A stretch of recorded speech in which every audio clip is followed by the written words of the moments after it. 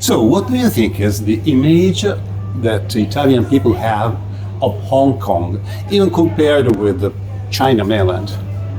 Hong Kong is the image of a modern city with a lot of skyscrapers, which is true. A lot of skyscrapers in Hong Kong. But what they don't know is like the skyscraper area of Hong Kong is like 5 to 10% of the territory. And it's far more diverse than the Italian would expect. So our mission is to make sure the Italians know better about the Hong Kong uniqueness and actual nature, being a peninsula, 261 islands, 25 natural parks, and of course an amazing city and culture to discover.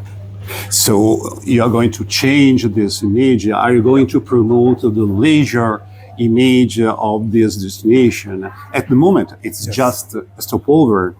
For most of the people, yeah, it's seen as a stopover destination, transit destination for corporates. That's the image, but still in figures, actually the arrivals for leisure are already good.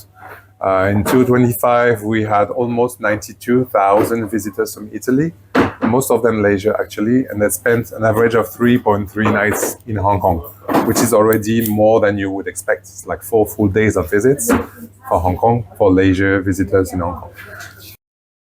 But we're gonna get to more and make sure the leisure part of Hong Kong, which is a destination of its own, on its own, is well known, with an amazing city with mountains and sea all around to discover a day, where the city offers day and night experiences to do.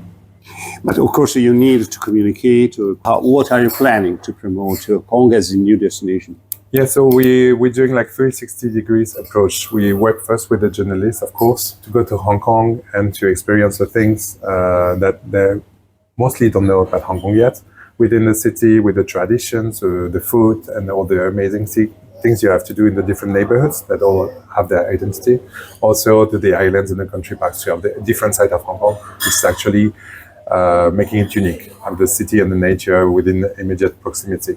And the same message would be spread as well through campaigns with influencers, also publicity campaigns to the consumer, and a lot of work with the Italian trade, of course, to make sure all the tour operators are aware of this potential and develop products accordingly, with Hong Kong as a destination, Hong Kong as a stopover, Hong Kong as a combo destination within Asia Pacific.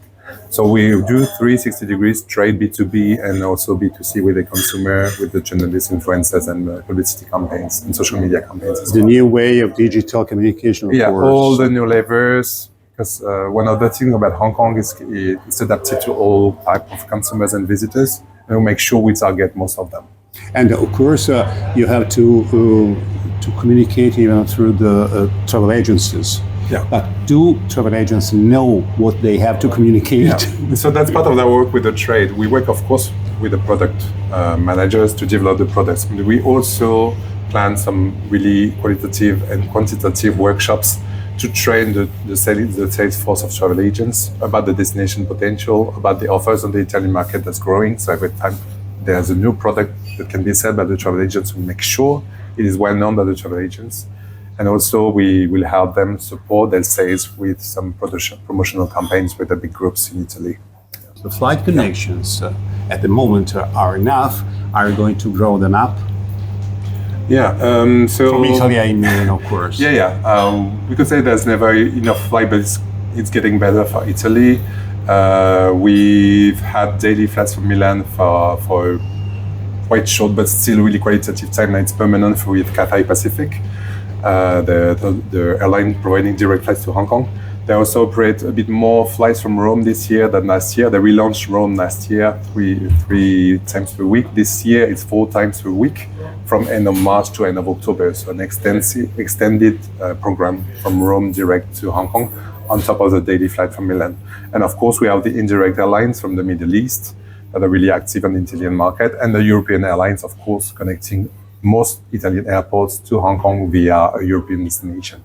So on top of European airlines, Middle East airlines, and direct lines to Hong Kong, there's also another connectivity now, because mainland China, Chinese mainland is now visa-free for Italian. So it opens opportunity with the Chinese airlines as well. You can fly, for example, to Guangzhou with Canton, and then go to Hong Kong with a high-speed train. So more opportunities to fly to Hong Kong and discover Chinese mainland and Hong Kong within the same trip. Okay, but of course our tour agents are asking themselves, but is it a cheap destination? It's not. It's just a business destination, so they do not expect it could be cheap. Yeah, exactly. It's not. Yeah, it's not just a city. It's not as expensive as they would say. It's a good value for money. That's the key word in Hong Kong. So you have a lot of experiences to have almost for free. For most of them, you can do some hiking. Of course, it's free. You can go to the beach. It's free. Most museums are really cheap. The public transportation really cheap, and local food as well is really affordable. The hotels are, let's say, cheaper than what you expected in Hong Kong. It's European standards. It's a bit more expensive than the immediate neighbors, but still accessible. And good quality for quality value. Thank you, Christophe. Yeah, you're welcome.